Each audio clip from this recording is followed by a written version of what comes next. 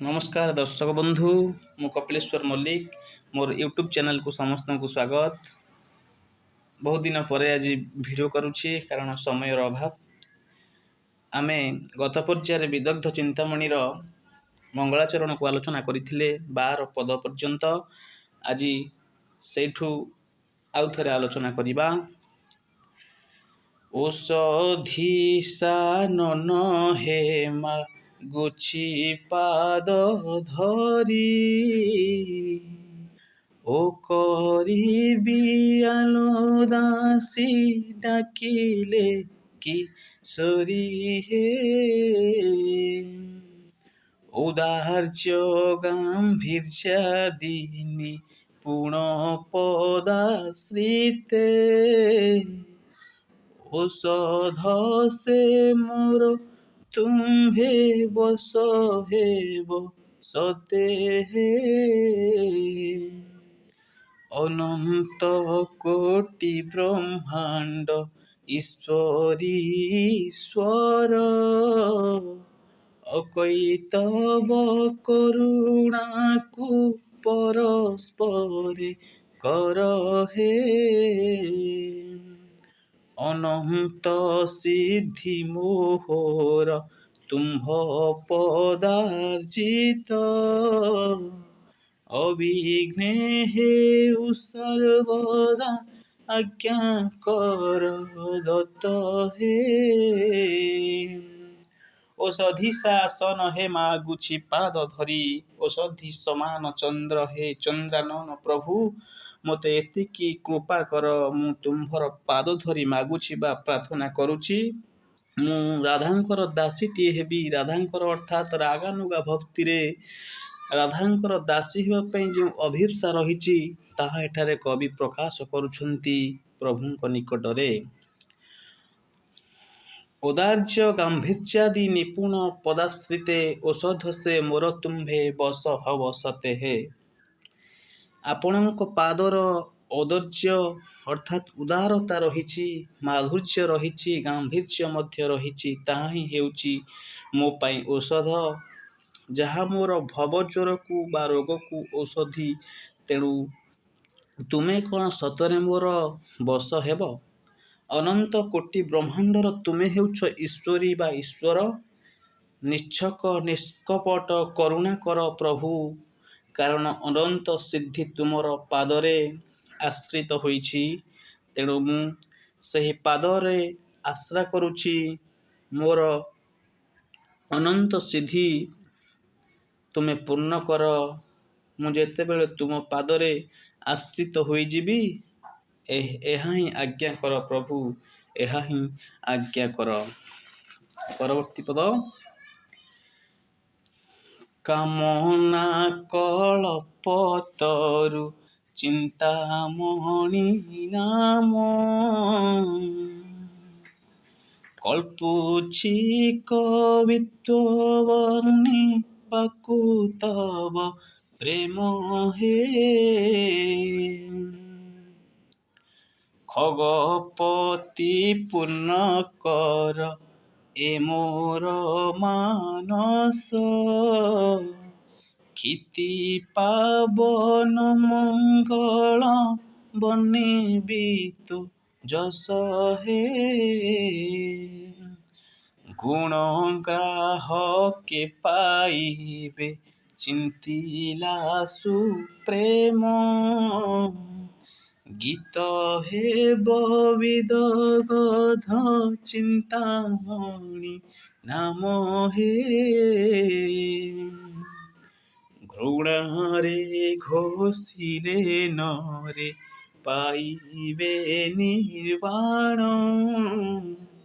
घृतवतर सिक हृद कुरबी जान हे कामना कल्पतरु चिंतामणि नाम अर्थात कामना करिबारे जे कल्पतरु सदृश सही प्रभुंकर कीर्ति लीला को कवित्वरे कल्पना करिबा को चेष्टा करुछंती कवि हे खगपति ईश्वर ତୁମେ ମୋର କାମନା ପୂର୍ଣ୍ଣ କର, ମୁଁ ତୁମର ସେହି ସୁନ୍ଦର ଯଶକୁ ବର୍ଣ୍ଣନା କରିବି, ଯାହାକୁ ଗୁଣ ଗ୍ରାହକମାନେ ଗାଇବେ, ଯାହାର ନାମ ହେବ ବିଦଗ୍ଧ ଚିନ୍ତାମଣି। ଘୃଣାରେ ଘୋଷିଲେ ନରେ ପାଇବେ ନିର୍ବାଣ, ଘୃତ ଅବତ ରସିକ ହୃଦକୁ ରବି ଜାଣ ହେ। କବି ଏଠାରେ ଦମ୍ଭର ସହ କହୁଛନ୍ତି, ଘୃଣାରେ ଘୋଷିଲେ ମଧ୍ୟ ନର ଏହାକୁ ନିର୍ବାଣ ପାଇଯିବେ। ଶ୍ରଦ୍ଧାରେ, ପ୍ରେମରେ, ଭକ୍ତିରେ, ଗୀତ ମାଧ୍ୟମରେ ଭଗବାନଙ୍କୁ ତ ଡକାଯାଏ, ମାତ୍ର ଏ କାବ୍ୟରେ ଏତେ ରସମୟ, ଏ କାବ୍ୟଟି ଏତେ ରସମୟ, ଏତେ ମାଧୁର୍ଯ୍ୟ ଅଛି ଯେ ଏହାକୁ ଘୃଣାରେ ମଧ୍ୟ ଯଦି କେହି ପାଠ କରେ ବା ଅଶ୍ରଦ୍ଧାରେ ଯେ ପାଠ କରେ, ସେ ମଧ୍ୟ ନିର୍ବାଣ ଲାଭ କରିବ ବୋଲି କବି ଏଥିରେ ବର୍ଣ୍ଣନା କରିଛନ୍ତି। ଘୃତ ଅବତ ରସିକ ହୃଦକୁ ରବି ଜାଣ। ଘୃତ ଅର୍ଥାତ୍ ଘିଅକୁ ସୂର୍ଯ୍ୟ କିରଣ ଯେପରି ତରଳାଇ ଦେଇଥାଏ, ଠିକ୍ ସେହିପରି ଭାବରେ ଏଇ କାବ୍ୟଟି ରସିକ ପାଠକର ହୃଦୟକୁ ଦ୍ରବୀଭୂତ କରିବ। ଉଆଁସ ଅନ୍ଧାର ଅଜ୍ଞାନକୁ ଏ ଚନ୍ଦ୍ରମା, ଉଇଁଲାର ବିଏ ଧୀର ଚକ୍ର ସୁଖ ସୀମା ହେ। ଚନ୍ଦ୍ରରୁ ଶୀତଳ ସ୍ୱାଦୁ, ସୂର୍ଯ୍ୟରୁ ବିମଳ ଚରିତ, ଗଙ୍ଗା ନିର୍ମଳ, ସିନ୍ଧୁରୁ ଅଥଳ ହେ। ଛଦ୍ମାର୍ଥକ ଦମ୍ଭଧର ଚୂରଣ କୂପବି, ଛଇଲ ଲୋକର ନବ ଗୁଣବତୀ ଛବି ହେ। ଯମକାଦି ଚିତ୍ର କାବ୍ୟ ପ୍ରବନ୍ଧ ଯଥାଜାତ ଧନ୍ଦା ଏଟି ବୁଦ୍ଧ ମନ ବୋଧ ହେ। ଉଆଁସ ଅନ୍ଧାର ଅଜ୍ଞାନକୁ ଏ ଚନ୍ଦ୍ରମା। ଉଆଁସ ହେଉଛି ଅମାବାସ୍ୟା, ଅମାବାସ୍ୟାର ଅନ୍ଧାର ହେଉଛି ଅଜ୍ଞାନ। ଏ ଅଜ୍ଞାନକୁ ଅପହତ କରିବା ପାଇଁ ଯେମିତି ଅମାବାସ୍ୟା ରାତ୍ରିରେ ଚନ୍ଦ୍ର ଯେମିତି ଉଦୟ ହୁଅନ୍ତି, ଅମାବାସ୍ୟା ଚାଲିଯାଏ, ଠିକ୍ ସେହିପରି ଭାବରେ ଏହି କାବ୍ୟ ଏମିତି ଦିବ୍ୟ ଜ୍ଞାନ ଦେବ ଯେ ଅଜ୍ଞାନ କୁଆଡ଼େ ପଳେଇଯିବ। ଯେଉଁମାନେ ଧୀର ପଣ୍ଡିତ, ସେମାନେ ଚକ୍ରବାକ ସଦୃଶ ସୁଖୀ ହେବେ ଏ କାବ୍ୟକୁ ପାଠ କଲା ପରେ। ଏଠାରେ ରସିକମାନଙ୍କୁ ଚକ୍ରବାକ ଏବଂ କାବ୍ୟକୁ ସୂର୍ଯ୍ୟ ସହିତ ତୁଳନା କରିଛନ୍ତି, ବା ସୂର୍ଯ୍ୟ ଓ ଚକ୍ରବାକ ମଧ୍ୟରେ ଯେପରି ସମ୍ପର୍କ, ତାହା ଏଠାରେ କବି ବର୍ଣ୍ଣନା କରିଛନ୍ତି। ଚନ୍ଦ୍ରରୁ ଶୀତଳ ସ୍ୱାଦୁ, ସୂର୍ଯ୍ୟରୁ ବିମଳ। ଏ କାବ୍ୟରେ ଅଛି ଶୀତଳତା, ମାଧୁର୍ଯ୍ୟ ଅଛି। ଚନ୍ଦ୍ରରୁ ଏହା ଶୀତଳ, ସୂର୍ଯ୍ୟଙ୍କଠାରୁ ଏ କାବ୍ୟ ଆହୁରି ସ୍ପଷ୍ଟ। ଏ କାବ୍ୟରେ କିଛି ବି ଅସ୍ପଷ୍ଟତା ନାହିଁ, ସବୁ ଭାବ ସ୍ପଷ୍ଟ ପ୍ରକାଶିତ ହୋଇଛି। ଏହା ହୃଦୟକୁ ଉତ୍ତେଜିତ ନ କରି ଶୀତଳତା ରକ୍ଷା କରେ, ପବିତ୍ରତା ମଧ୍ୟ ପ୍ରଦାନ କରେ। ସମୁଦ୍ରଠାରୁ ଏହା ହେଉଛି ଅଥଳ, ଏହାକୁ କେହି ମାପି ପାରିବେ ନାହିଁ। ଯେଉଁମାନେ ଛଦ୍ମାର୍ଥକ, କପଟୀ, କପଟରେ ଅର୍ଥ କରନ୍ତି, କାବ୍ୟକୁ ଅନର୍ଥ କରନ୍ତି, ତାଙ୍କର ଦମ୍ଭ ରୂପକ ଘର ବା ପର୍ବତକୁ ଚୂର୍ଣ୍ଣ କରିବା ପାଇଁ ଏହା ବଜ୍ର ସଦୃଶ କାମ କରିବ। କପଟୀ ଲୋକଙ୍କ ପାଇଁ ଏହା ବଜ୍ର ଏବଂ ଛଇଳ ଲୋକଙ୍କ ପାଇଁ ଏହା ନବଗୁଣ ବା ନବରସ ପ୍ରଦାନକାରୀ କାବ୍ୟଟିଏ ହୋଇପାରିଛି। ବିଭିନ୍ନ ପ୍ରକାରର ସାରାଂଶ ରହିଛି ଏଥିରେ, ଉପମା ରହିଛି, ଚିତ୍ରକଳ୍ପ ରହିଛି। ଏ କାବ୍ୟ ପଣ୍ଡିତମାନଙ୍କର ମନ ବୋଧ କରିବ, ଏଥିରେ ସନ୍ଦେହ ନାହିଁ। ଝଳି ମାର୍ଗ ପାଇବେ ପଥିକ ହେଲେ ଶ୍ରମୀ, ଝଗଡ଼ା ବାଟେ ପଶିଲେ ମୂର୍ଖ ହେବେ ଦମ୍ଭୀ ହେ।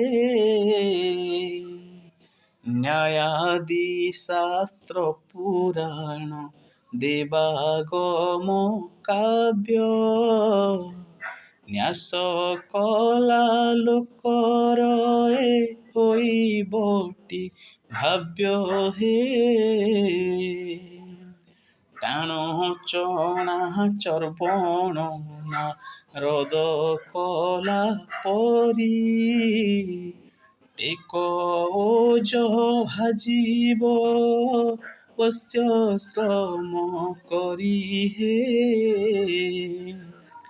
ଠିକ ନୋହେ ଗୁରୁ କୃଷ୍ଣ ବୈଷ୍ଣବ ଯେହୁ ଠିକ ଏଥି ମର୍ମ ଜାଣି ପାରିବେଟି ସେହୁ ହେ। ଝଳି ମର୍ଗ ପାଇବେ ପଥିକ ହେଲେ ଶ୍ରମୀ। ଏ କାବ୍ୟ ଭିତରକୁ ପ୍ରବେଶ କରିବା ପାଇଁ ଯଦିଓ ବହୁ କଠିନ, ତଥାପି ଯେଉଁମାନେ ସେହି ପଥର ପଥିକ ରାଧାକୃଷ୍ଣ ପ୍ରେମର ପଥିକ ଯେଉଁମାନେ ଯାତ୍ରୀ ସେମାନେ କମ୍ ଶ୍ରମ କରି ମଧ୍ୟ ଝଳି ମାର୍ଗ ଅର୍ଥାତ୍ ଗୁପ୍ତ ମାର୍ଗ ବା ଦୁର୍ଗମ ପଥକୁ ଅଗ୍ରସର ବା ଯାଇପାରିବେ, କାବ୍ୟରେ ପ୍ରବେଶ କରିପାରିବେ ସେହି ପଣ୍ଡିତମାନେ। କିନ୍ତୁ ମୂର୍ଖମାନେ ଯେଉଁମାନେ ଝଗଡ଼ା କରନ୍ତି, ଅର୍ଥକୁ କୁଅର୍ଥ କରନ୍ତି, ଯେଉଁମାନେ କୁତର୍କୀ, ଏଠାରେ ସେମାନେ ପଦ ନ ପାଇ ବା ବାଟ ନ ପାଇ ବଣା ହୋଇଯିବେ। ଆଉ ଯେଉଁମାନେ ପଦଦର୍ଶନ, ସାଂଖ୍ୟ ପୁରାଣ, ଚତୁର୍ବେଦ, ଅଷ୍ଟାଦଶ ପୁରାଣ ପାଠ କରିଛନ୍ତି ସେମାନେ ଏ କାବ୍ୟକୁ ନିଜର ଭବ୍ୟ କରିଦେବେ, ଅର୍ଥାତ୍ ଏତେ ଭାବିବେ ଯେ ନିରନ୍ତର ଏହାକୁ ଘୋଷିବାକୁ ଲାଗିବେ। କିନ୍ତୁ ଯେଉଁମାନେ ଦାମ୍ଭିକ, ଯେଉଁମାନେ ନିଜର ଟେକ ରଖିବା ପାଇଁ କାବ୍ୟ କବିତା ପାଠ କରନ୍ତି, ଯେଉଁମାନେ କୁତର୍କୀ ସେମାନଙ୍କ ପାଇଁ ଏହା ଟାଣ ଚଣା ସଦୃଶ ହେବ। ଅର୍ଥାତ୍ ଦାନ୍ତ ନଥିବା ଲୋକଟିଏ ଯେପରି ଚଣାକୁ ଚର୍ପଣ କରିପାରେ ନାହିଁ, ସେହିପରି କୁତର୍କୀ ଲୋକମାନେ ଏହାର ଅର୍ଥ କରିପାରିବେ ନାହିଁ। ଯେଉଁମାନେ ଏହାକୁ ଅର୍ଥ କରିବେ ସେମାନେ ହେବେ ପଣ୍ଡିତ। ଠିକ ନୋହେ ଗୁରୁ କୃଷ୍ଣ ବୈଷ୍ଣବ ସେହୁ ଠିକ ଏଥି ମର୍ମ ଜାଣି ପାରିବେଟି ସେହୁ। ଯାହାର ଗୁରୁ ଭକ୍ତି ଅଛି, କୃଷ୍ଣ ଭକ୍ତି ଅଛି, ବୈଷ୍ଣବ ସେବା ଅଛି ବା ଯେ ବୈଷ୍ଣବ ସେବା କରିଛି ତାଙ୍କ ପାଖରେ ଠିକ ନାହିଁ, ସେହି ବ୍ୟକ୍ତି କୃଷ୍ଣ ରସକୁ ପାନ କରିପାରିବେ ବୋଲି କବି ଅଭିମନ୍ୟୁ ସାମନ୍ତ ସିଂହାର ବର୍ଣ୍ଣନା କରୁଛନ୍ତି। ପରବର୍ତ୍ତୀ ପଦ। ଡାକି ମୁଁ କହୁଛି ରାଗ ମାର୍ଗ ଭକ୍ତ ଜନେ ଡେରି କର୍ଣ୍ଣ ସସ୍ନେହତା କରମୋବ ନନେ ଢମ ପଣେ ପର୍ଣ୍ଣୁଛି ମୁଁ ଗୋବିନ୍ଦ ଚରିତ ଢଗଢ ମାଳି ହେଲେ ସାକ୍ଷାତେ ଅମୃତ ହେ। ଅମ୍ବୁଜେ ହେଉ ସେ ହେଉ ଶାଳଗ୍ରାମ ସ୍ନାନ ଅଗ୍ରାହ୍ୟ କାହାର ପାଦ ପକନାମ ଜ୍ଞାନ ହେ। ତତ୍ତ୍ୱ ଏ ପରାଏ ଭାବି ଏ ଗୀତେ ରସିବି ତୁଚ୍ଛା ମୋ ବଚନ ଚ୍ୟୁତ ବୋଲି ନ କହିବି ହେ। ଡାକି ମୁଁ କହୁଛି ରାଗ ମାର୍ଗ ଭକ୍ତ ଜନେ। ହେ ଭକ୍ତଗଣ, ଏ ହେଉଛି ସେହି ରାଗାନୁଗା ଭକ୍ତି କୃଷ୍ଣାନୁରାଗ ଗୋପୀ ମନର ଯେଉଁ ଭକ୍ତି ମାଧୁର୍ଯ୍ୟ ରସ ବର୍ଣ୍ଣନା କରାଯାଇଛି, ସେହି ମାର୍ଗ ମୁଁ ଭକ୍ତମାନଙ୍କୁ ଡାକି କରି କହୁଛି, ମୋର ଏ ବଚନକୁ କର୍ଣ୍ଣରେ ଶ୍ରବଣ କର ଏବଂ ଏଥିପ୍ରତି ସ୍ନେହ ରଖ, ଶ୍ରଦ୍ଧା ରଖ, ଆଉ ରାଗ ମାର୍ଗ ତୁମକୁ ମିଳିଯିବ। କବି ଏହା କହିବା ପରେ ଭାବୁଛନ୍ତି, ମୁଁ ଗର୍ବୀ ଅହଙ୍କାରୀ ହୋଇଗଲି କି? ତେଣୁ ସେ କହୁଛନ୍ତି, ନିଜର ଦମ୍ଭକୁ ପ୍ରଶମିତ କରିବା ପାଇଁ କହୁଛନ୍ତି, ଢମପଣେ ବର୍ଣ୍ଣୁଛି ମୁଁ ଗୋବିନ୍ଦ ଚରିତ, ଢଗଢମାଳି ହେଲେ ହେଁ ସାକ୍ଷାତ ଅମୃତ। ଗୋବିନ୍ଦ ଚରିତ୍ର ବା କାବ୍ୟ, ଗୋବିନ୍ଦ ଚରିତ୍ର ବର୍ଣ୍ଣନା କରିବା ଏତେ ସହଜ କଥା ନୁହେଁ। ତେଣୁ କବି ମନରେ ଟିକେ ଗର୍ବ ଆସିଗଲା ବୋଲି ଭାବି ନିଜକୁ ପ୍ରଶମିତ କରି କହୁଛନ୍ତି, ମୁଁ ଗୋବିନ୍ଦ ପ୍ରେମ ବା ଗୋବିନ୍ଦ ଚରିତ୍ର ବର୍ଣ୍ଣନା କରୁଛି, ଏହାକୁ ଢଗଢମାଳିରେ ବର୍ଣ୍ଣନା କରୁଛି, ହେଲେ ବି ଏଥିରୁ ଅମୃତ ଝରୁଛି। ଏହି ଅମୃତ ହେଉଛି ପ୍ରଭୁଙ୍କ ଚରଣାବିନ୍ଦରୁ ଝରି ଆସୁଥିବା ଅମୃତ। କବି ଏଠାରେ କହିଲେ,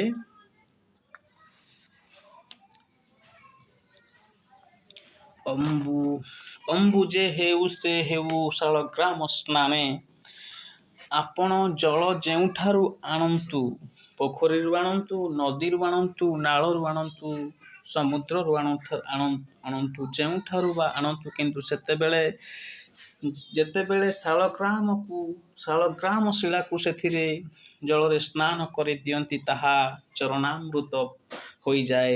ଏହାକୁ କ'ଣ କେହି ଅଗ୍ରାହ୍ୟ କରିପାରିବେ? ହେ ସଜ୍ଜନ ବୃନ୍ଦ, ମୁଁ ଏ ଯେଉଁ କାବ୍ୟ ରଚନା କରୁଛି, ଏ କାବ୍ୟ ହେଉଛି ଭଗବାନଙ୍କର ଭାବରେ ବିଧୌତ ହୋଇଛି। ତେଣୁ ଭାବି ନେବେ, ଏହା ଶାଳଗ୍ରାମ ସ୍ନାନ ହୋଇଛି ଏହି କାବ୍ୟଟି। ଏହା ଯାହାର ବି ଗୀତ ହେଉ, ଶାଳଗ୍ରାମ ସ୍ନାନ ଭାବି ଏହାକୁ ସାଦରେ ଗ୍ରହଣ କରିବେ ବୋଲି କବି ଅଭିମନ୍ୟୁ ସାମନ୍ତ ସିଂହାର ବର୍ଣ୍ଣନା କରୁଛନ୍ତି। ନେକ୍ସଟ ପଦ, ଥୋକେ ସ୍ଥଳ ହେବ ଦ୍ରାକ୍ଷା ଗୁଡ଼ାକୃତ ପାକ, ଥୋକେ ପାକ ନାରିକେଳ ଖଜୁର ରୋଚକ ହେ, ଦିବ୍ୟ ଅଦିବ୍ୟ ଭାଷାରେ ପଦ ହେବ ସିଦ୍ଧି, ଦେଖ ମହାଜନ ମାର୍ଗ ପରମ୍ପରା ବିଧି ହେ, ଧ୍ରୁବ ଶବ୍ଦ ସାକ୍ଷାତ ଉପମା ଅନୁମାନ, ନିରସ ଗୋରସ ପରିପାକ ପରି,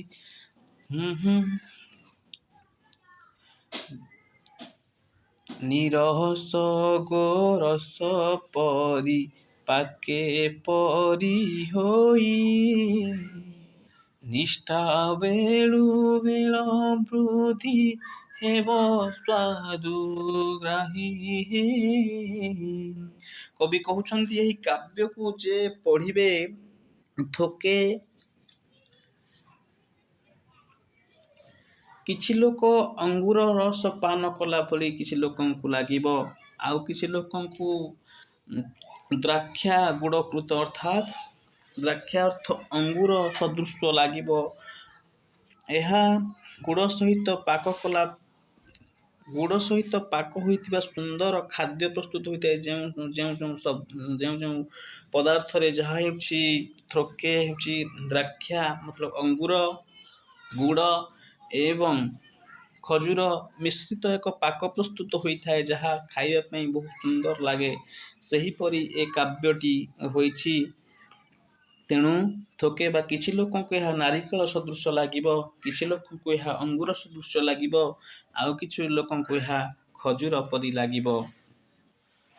ତେଣୁ ବିଭିନ୍ନ ରସର ସମାହାରରେ ଏହି କାବ୍ୟଟି ରଚନା କରାଯାଇଛି ବୋଲି କବି ଅଭିମନ୍ୟୁ ସାମନ୍ତ ସିଂହାର ବର୍ଣ୍ଣନା କରିଛନ୍ତି।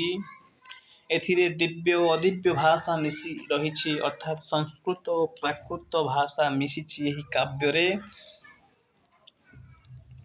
ଏହି ଅପ୍ରାକୃତ ପ୍ରେମକୁ ବର୍ଣ୍ଣନା କରିବା ପାଇଁ କବି ମହାଜନମାନଙ୍କ ବା ପୂର୍ବ ପଣ୍ଡିତମାନଙ୍କ କଥାକୁ ଅନୁସରଣ କରି ପ୍ରାକୃତ ଓ ସଂସ୍କୃତ ଭାଷାରେ ଏହି କାବ୍ୟଟିକୁ ରଚନା କରିଛନ୍ତି। ଧ୍ରୁବ ଶବ୍ଦ ଉପମା ଅଳଙ୍କାର ଦ୍ୱାରା ନିଜର ଭାବକୁ ବା କୃଷ୍ଣ ପ୍ରେମକୁ କବି ଏଥିରେ ଅର୍ଥଜ୍ଞାନ ସହିତ ବର୍ଣ୍ଣନା କରିଛନ୍ତି। କ୍ଷୀର ହେଉଛି ନିରସ ଅର୍ଥାତ୍ ଧଳା, ତେଣୁ କ୍ଷୀରରେ ବେଶୀ ରସ ନାହିଁ। ତେଣୁ ସାଧାରଣ ଲୋକମାନେ ଭାବିବେ ଏହି କାବ୍ୟରେ ରସ ନାହିଁ ବା ରସହୀନ। କିନ୍ତୁ କ୍ଷୀରକୁ ଯେତେବେଳେ ପରିପାକ କରାଯାଏ, କ୍ଷୀରକୁ ଯେତେବେଳେ ଚୁଲିରେ ବସାଯାଏ, ସେଥିରୁ ବିଭିନ୍ନ ପ୍ରକାର ପଦାର୍ଥ ବାହାରେ, ଘିଅ, ଲହୁଣୀ ଇତ୍ୟାଦି। ତେଣୁ ଠିକ୍ ସେହିପରି ଭାବରେ ଏହି କାବ୍ୟରେ କ୍ଷୀରରୁ ବିଭିନ୍ନ ପଦାର୍ଥ ବାହାରିଲା ଭଳି ଏ କାବ୍ୟ ଆରମ୍ଭରୁ ନିରସ ଜଣାପଡ଼ୁଥିଲେ ମଧ୍ୟ ବିଭିନ୍ନ ପ୍ରକାର ରସ ବା ମିଷ୍ଟାନ ପରି ଲାଗିବ ଏହି କାବ୍ୟଟି। ତେଣୁ ଧନ୍ୟବାଦ ଦର୍ଶକ ବନ୍ଧୁ। ପରବର୍ତ୍ତୀ ପର୍ଯ୍ୟାୟରେ ଅବଶିଷ୍ଟାଂଶ ପଦଗୁଡ଼ିକୁ ଆଲୋଚନା କରିବା। ଦୟାକରି ମୋର ୟୁଟ୍ୟୁବ୍ ଚ୍ୟାନେଲକୁ ସବସ୍କ୍ରାଇବ୍ କରିବେ ଏବଂ ସମୟ ହେଲେ ନିଶ୍ଚିତ ଭାବରେ ମୁଁ ସବୁତକ ଭିଡ଼ିଓ ଅପଲୋଡ଼ କରିବି। ରହୁଛି। ଧନ୍ୟବାଦ। ନମସ୍କାର।